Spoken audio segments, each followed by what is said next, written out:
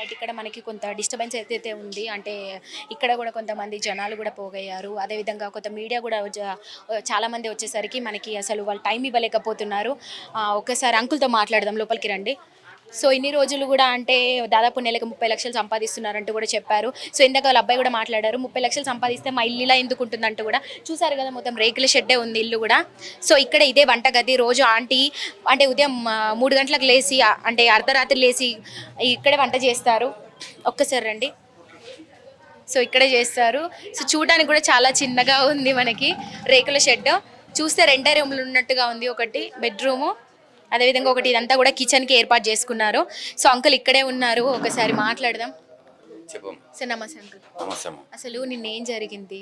అదేనమ్మా. అసలు పోలీస్ వాళ్ళు ట్రక్ తీసుకున్నా అన్నారు. అంటే మిమ్మల్ని అసలు ఫుడ్డే పెట్టనీయలేదా? నిన్న అసలు ఎప్పుడెళ్లారు? ఏం జరిగింది ఒక్కసారి చెప్పండి. ఫుడ్ పెట్టనివ్వలేదు నాన్న, దింపనివ్వలేదు, అసలు సామానమే దింపనివ్వలేదు. హ్మ్. ఇక రిక్వెస్ట్ చేస్తే ఒక గిన్నె 2 గిన్నెలు దింపాము, చికెన్ దింపాము, కట్మయన్నీ బండిలోనే ఉన్నాయి. హ్మ్.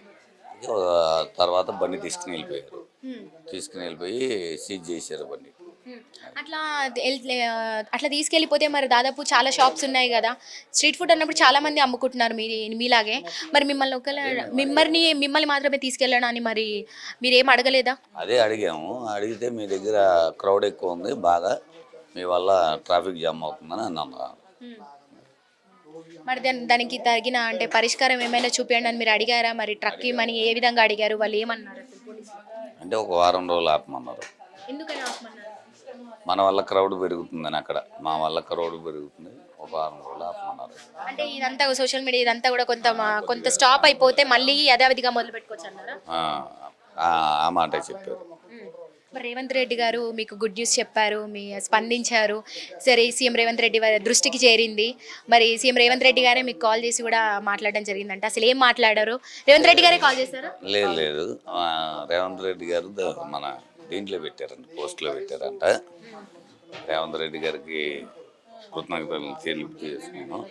ఎట్లా అనిపిస్తుంది సీఎం రేవంత్ రెడ్డి గారి నుంచి కూడా అంటే మాలాంటి సామాన్యులకి ఇలా సపోర్ట్ చేసినందుకు చాలా సంతోషం. ఆయన 2-3 రోజుల్లో కూడా మీ షాప్ దగ్గరికి వచ్చి కూడా అంటే మీతో మాట్లాడతారంట. అదేవిధంగా మీ దగ్గర ఫుడ్ కూడా తింటారంట. మరి ఎట్లా అనిపిస్తుంది? చాలా సంతోషంగా ఉందన్న. బాగా రేవంత్ రెడ్డి గారి అంటే ఉండేది కూడా అక్కడ మీ షాప్కి దగ్గరలోనే కదా. మరి మీకు తెలుసా అది ఎప్పుడైనా ఆయన టీం స్పందించారా? అంటే ఎప్పుడు మనకి అంత మనం వెళ్ళి ఇక్కడ ఇక్కడ పనులు చేసుకుంటాం, అక్కడికి తీసుకెళ్ళి అమ్ముకుంటాం తప్పితే ఇంకా మనం ఇవన్నీ తెలియదు మాకు. ఆయన టీం నుండి మీకు సమాచారం ఏమందింది? అంటే వెళ్ళి వెహికల్ తెచ్చుకోండి ఆ, అని చెప్పి పోలీసులకు చెప్పారంట. తెచ్చుకోమన్నారు ఎప్పుడు వెహికల్. కలుస్తా అని చెప్పారు? అవి మనకేం చెప్పలేదు ఇంకా ఇవి. హ్మ్. మీరు అంటేనే తెలుస్తుంది మాకు అంతే. మీ మీద పెట్టినటువంటి కేసు కొట్టేయాలని అంటే పోలీసులకు ఆదేశాలు జారీ చేశారంట కదా. మరి ఎట్లా అనిపిస్తుంది దాని మీద కేసులు ఏమి పెట్టలేదు నాన్న, మరి పెట్టలేదా? ఎవరు పెట్టలేదు కేసులు. కాకపోతే బండి ఆపారు అంతే, ట్రాఫిక్ పోలీసు వాళ్ళు బండి ఆపారు అంతే, కేసులు ఎవరు పెట్టలేదు మా మీద. హ్మ్. మీ పోరాటం, మీ శ్రమ కూడా అంటే చిరంజీవి గారు అదేవిధంగా సోను సూద్ వారిని కూడా కదిలించింది అని అంటూ కూడా కొంత సోషల్ మీడియాలో మళ్ళీ ప్రచారం జరుగుతుంది. ఇది నిజమైనవని? ఏమోనమ్మా అవన్నీ సోషల్ మీడియా గురించి మాకు అంతగా అంటే తెలియదు. వారిద్దరు కూడా చిరంజీవి గారు, సోను సూద్ గారు కూడా మీకు హ్యాట్సాప్ చెప్పినట్టుగా కూడా సోషల్ మీడియాలోనే తెలుస్తుంది మరి చెప్పారు. మరి దీని గురించి మీ స్పందన ఏంటి? ఆ, చెప్పినందుకు అందరికీ ధన్యవాదాలు తెలుపుతున్నాం. అలాంటి నిరుపేదల వెనకాల అందరు సపోర్ట్ చేస్తున్నందుకు అందరికీ ధన్యవాదాలు తెలుపుతున్నాం. హ్మ్. ఈ షాప్ మీరు ఎప్పుడు తిరిగి ఓపెన్ చేయాలనుకుంటున్నారు? ఎప్పుడు చేయబోతున్నారు? అంటే రేపు వెహికల్ తెచ్చుకునే వాళ్ళ ఎల్లుండి నుంచి పెడదాం. ఒకరోజు అంటే మీకు ఫుడ్ ఎట్లా ఖర్చు అయ్యేది? రోజు మీరు ఎంత పెట్టుబడి పెట్టి అంటే మళ్ళీ ఎంత సంపాదించుకున్నారు? అంటే ఇక ఇట్లాగే చెప్తుంటే దాన్ని డబల్ డబల్ చేసేస్తున్నారు నాన్న. మనకి వచ్చే ఇన్కమ్, ఇప్పుడు మనకు వచ్చే ఇన్కంలో మనకి 80% పోతుంది దీంట్లో. దాన్ని బట్టి మీరు అర్థం చేసుకోండి. దాంట్లో వచ్చే పర్సెంట్ మనం తెచ్చే ఖర్చులు ఏమైనా కానీ మనకు మిగిలేది మళ్ళీ పనోళ్ళు 20%లో మళ్ళీ పనోళ్ళకి ఇవ్వాలి, కరెంటు బిల్లులు కట్టాలి, అన్నీ కట్టాలి, పెట్రోల్ పోసుకోవాలి, మమ్మల్ని ఇవన్నీ ఉంటాయి. అది అట్లా ఉంటుంది. అంతేగా మీకు ఎంత మిగిలేది రోజుకి? అవన్నీ ఇప్పుడు ఎంత మిగిలితే అంటే ఒక రోజు మిగిలితే ఒక రోజు మిగలవు కూడా. అట్లా కూడా ఉంటుంది అట్లా కూడా అట్లా కూడా అవుతుంది ఒక్కోసారి. మరి నిన్న ఫుడ్ అంతా కూడా మీరు అంటే నిన్న వేస్ట్ అయింది అంటే అందరికి కూడా పంచేశారంట మరి నిన్న ఎట్లా దాని గురించి ఎట్లా ఫీల్ అవుతున్నారు? అది ఇప్పుడు అది కూడా సంతోషంగానే ఉంది మాకు. వేస్ట్ చేయకోకుండా పంచాం జనాలకు కొంచెం. అది మీరు 100 మందికి ఫ్రీ భోజనం పెడతారంట నిజమేనా? 100 మందికి అంటే ఇప్పుడు పెడతామమ్మా ఫ్రీ భోజనం. అంటే మామూలుగా ఇక్కడ ఎవరికి పెట్టాం, స్టాల్లో అయితే ఎవరికి పెట్టాం. ఎవరికన్నా కావాలని ఎప్పుడన్నా అయ్యా ఎవరన్నా మమ్మల్ని కోరితే మటుకి ఇస్తాం. ఎప్పుడన్నా అనాథ ఆశ్రమాలకు కానీ ఏదన్నా ఎవరన్నా కోరితే మటుకి ఒక 100 మందికి సరిపడా ఇస్తాం. ఆంటీది మీది లవ్ మ్యారేజ్ అంటున్నారు, ఇది నిజమేనా? ఇక ఇవన్నీ అంటే ఆంటీకి తెలియదు, అది వన్ సైడ్ లేవు అంతే. మీది వన్ సైడ్ లవ్వా? ఓకే, అంటే ఆంటీ వాళ్ళు మీకు చుట్టాలు అవుతారా లేకపోతే ఎట్లా? చుట్టాలు అంటే లవ్ మ్యారేజ్. ఇంకా ఆంటీకి చెప్పలేదా మరి ఎప్పుడు? ఆంటీని పెళ్లి చేసుకునే చెప్పా. ఏమన్నారు ఆంటీ? అప్పుడు దాకా పైన చాలా సంతోషంగా రెస్పాండ్ అయ్యారు. అది ఇప్పుడు ఎట్లా అనిపిస్తుంది మరి రేవంత్ రెడ్డి గారికి మీరు ఏం చెప్పుకోదలుచుకున్నారు? రేవంత్ రెడ్డి గారికి కృతజ్ఞతలు తెలియజేసుకుంటున్నాము. స్ట్రీట్ వెండర్స్ తరఫున అందరిని కూడా ఇట్లాగే చూడాలని కోరుకుంటున్నాను. రైట్ అండి, థ్యాంక్ యూ. నమస్తే, వెల్కమ్ టు అవర్ ఛానల్. నేను మీ భానుశ్రీ. సో మొత్తంగా కూడా అంటే తెలంగాణ రాష్ట్ర వ్యాప్తంగా కూడా గత అంటే వారం నుంచి కూడా సంచలనంగా మారినటువంటి కుమారి ఆంటీ గురించి స్ట్రీట్ ఫుడ్ వద్ద అయితే మనం చూసాము. మాదాపూర్లో కేబుల్ బ్రిడ్జ్ వద్ద అక్కడ దుర్గం చెరువు నుంచి లెఫ్ట్ తీసుకుంటే మనకు అక్కడ అన్నీ కూడా చాలా స్ట్రీట్ ఫుడ్స్ చూసే ఉంటాము. సో రోజు కూడా అంటే దాదాపు వేలాది మంది రావడము, రోజుకు కూడా 700 నుంచి 800లకు పైగా అంటే ఆంటీ కూడా ఫుడ్ సర్వ్ చేయడం కూడా అంటే చాలామంది కూడా తింటూ అంటే చక్కగా ఫుడ్ బాగుంది, తక్కువ కాస్ట్లో అంటే ఎక్కువ ఫుడ్ పెడుతున్నారంటూ కూడా చాలామంది ఈ మధ్యకాలంలో వీడియోలు కూడా బాగా తీయడం, అదేవిధంగా యూట్యూబ్లో సోషల్ మీడియాలో కూడా బాగా ఫేమస్ అయ్యారనే చెప్పుకోవచ్చు. అయితే అక్కడి నుంచి కూడా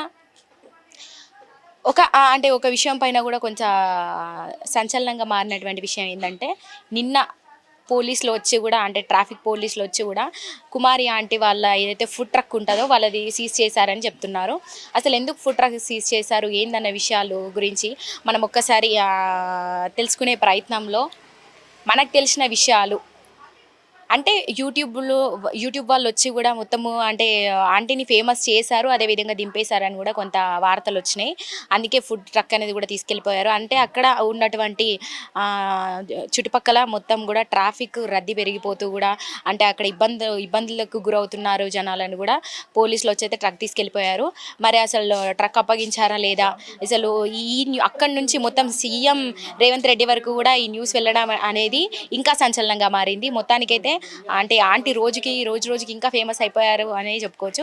మరి ప్రస్తుతం అయితే మనము ఆంటీ ఇంటి వద్దే ఉన్నాము, ఆంటీ ఇంటి దగ్గరికి వచ్చేసినాం. ఇక్కడ కూడా గల్లీ నివాసులు ఉన్నారు, వాళ్ళతో ఒకసారి మాట్లాడదాం, ఆంటీ గురించి తెలుసుకునే ప్రయత్నం మరింత చేద్దాం. హలో సార్, నమస్తే. నమస్కారం సార్. మీరు దాదాపు అంటే ఎన్నేళ్ళ నుంచి ఉంటున్నారు ఇక్కడ? నేను ఇక్కడ 15 ఏళ్ళ నుంచి ఉంటున్నామా.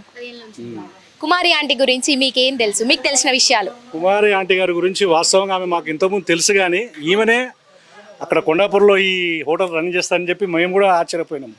ఎందుకంటే తెలియదు ఈమె ఆమె అని, మామూలుగా ఎవరో అనుకున్నాం కానీ ఈమె అని మాకు తెలియదు. పెద్ద విచిత్రం ఏంటంటే ఈ సోషల్ మీడియాలో ఈ యూట్యూబ్ ఛానల్ వల్ల ఆమె చాలా ఇబ్బందులకు గురైంది. రోజుకు 1,00,000 అమ్ముతుంది, 2 లక్షలు అమ్ముతుంది, 30 లక్షల నెలకు ఆదాయం. ఇప్పుడు ఇన్కమ్ ట్యాక్స్ చూస్తే ఆమె పరిస్థితి ఏంటండి? ఆమె ఇల్లును చూశారు మీరు, ఆమె ఎంత అధ్వానమైన స్థితిలో ఉన్నది.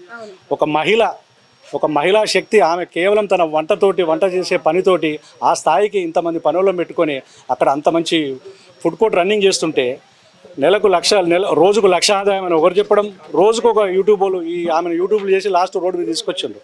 ఇవాళ ప్రజాపాలనలో రేవంత్ రెడ్డి గారు ఒక మహిళ శ్రమను గుర్తించి ఆమెను మళ్ళీ పోలీసు వాళ్ళతో మాట్లాడి మళ్ళీ ఆమెతో పాటు ఆ హోటల్ రన్ చేసినందుకు ఆయనకు ప్రత్యేకంగా ధన్యవాదాలు తెలుపుతున్నాం. ఎందుకంటే ఇది ఒక ప్రజాపాలనే మాత్రం ఇస్తున్నాడు. ఈ విషయంలో కుమారి గారికి సహాయం చేసిన రేవంత్ రెడ్డి గారికి మేము ప్రత్యేకంగా ధన్యవాదాలు చేస్తున్నాం. ఎందుకంటే ఎంఏ నగర్లోనే ఆమె నివాసం ఉంటుంది. వచ్చి 1 సంవత్సరమే అయింది ఆమె ఇక్కడికి రావడం. ఆమె పరివారం అంతా ఒక 10-12 మంది స్టాఫ్ ఉంటుంది. ఆమె శ్రమ వర్ణాతీతం. ఎప్పుడు లేస్తుందో, ఎప్పుడు వస్తుందో, ఎప్పుడు పోతుందో ఆమె తెలియదు. అటువంటి ఆమెను పట్టుకొని నీకు నెలకు 30 లక్షల ఆదాయం ఉంది, రోజుకు 1,00,000 మిగులుతుంది, 56,000 అమ్మది. అక్కడ మటన్కి ఎంత ఇవ్వాలి, చికెన్కి ఎంత ఇవ్వాలి, బియ్యానికి ఇవ్వాలి, ఎచ్చాలకి ఎంత ఇవ్వాలి, వాళ్ళు కార్మికులు ఉంటారు వాళ్ళంటే వాళ్ళకి ఎంత ఇవ్వాలి, డీజిల్ ఏం పోసుకోవాలి, ఇవన్నీ ఆలోచన లేదా? నేను చెప్పేది అంటే యూట్యూబ్ ఛానల్లో మీ రేటింగ్ కోసం ఆమె జీవితంతో ఆటలు ఆడుకోవద్దని చెప్పి నీ సందర్భంగా తెలియజేస్తున్నాను. ఎంఏ నగర్లో ఆమె వచ్చి ఒక 1 year అయింది. ఆమె నాకే తెలియదు, నేను ఇక్కడ ప్రత్యేకంగా ప్రజలతో సంబంధాలు ఉన్నాయి అంటే ఆమె ఎట్లుంటుందో మీకు అర్థం చేసుకోండి. కాబట్టి ఈ విషయంలో మాత్రం రేవంత్ రెడ్డి గారికి ప్రత్యేకమైన ధన్యవాదాలు తెలుపుతున్నాను. ఇప్పుడు అంటే ఫుడ్ ట్రక్ కూడా తీసుకోవడం జరిగింది అన్నారు. పోలీసులకి అంటే ప్రత్యేక కాల్ చేసి కూడా ఇదంతా ఫుడ్ ట్రక్ అప్పగించాలి, అదే యథావిధిగా కొనసాగించాలని సీఎం రేవంత్ రెడ్డి గారు చెప్పడం జరిగింది కదా. మరి ఎట్లా అనిపిస్తుంది? సీఎం రేవంత్ రెడ్డి గారు దాకా ఈ దృష్టికి వెళ్ళింది, అదే స్పందించారు, ఇమీడియట్గా స్పందన వచ్చింది. మరి ఎట్లా ఏం చెప్తారు? సంతోషం అమ్మా, ఎందుకంటే ఇది మహిళా రాజ్యం, ఇందిరమ్మ రాజ్యం అని చెప్పి ఆయన ఎప్పుడైతే ఎన్నికల్లో ఒక మాట అన్నాడో, వాస్తవానికి ఇందిరమ్మ అంటే ఒక మహిళా శక్తి నిదర్శనం. ఈ కుమారి కూడా ఆ స్థాయిలో ఉన్న ఆమెను, ఎందుకంటే శ్రమను నమ్ముకొని ఒక ఊరు నుంచి వచ్చి ఇంత పరివారాన్ని వెంటబెట్టుకొని ఒక మహిళ, ఒంటరి మహిళ ఏం చేయగలదు అనుకుంటా తన భర్తతోటి తన పిల్లల్ని సాక్కుంటూ మిగతా పరివారం అంతా తీసుకొని పోయి అక్కడ చేయడం అంటే ఎంత గ్రేట్ అమ్మా. ఈ విషయంలో స్పందించిన రేవంత్ రెడ్డి గారికి కూడా మేము చాలా ధన్యవాదాలు తెలుపుతున్నాం. ఎందుకంటే ఈ కాలనీలో ఉంటున్నాం కాబట్టి ఆయనకు మా ప్రత్యేకమైన ధన్యవాదాలు తెలుపుతున్నాను.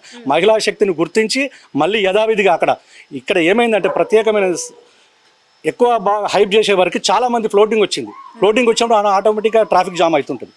అట్లాంటి ట్రాఫిక్ జామ్ చేయకుండా ఆమె జీవితం సజావుగా సాగేటట్టు చేయండి అని చెప్పి మీకు ఆ యూట్యూబ్ ఛానల్ కూడా మేము విన్నవిస్తున్నాము.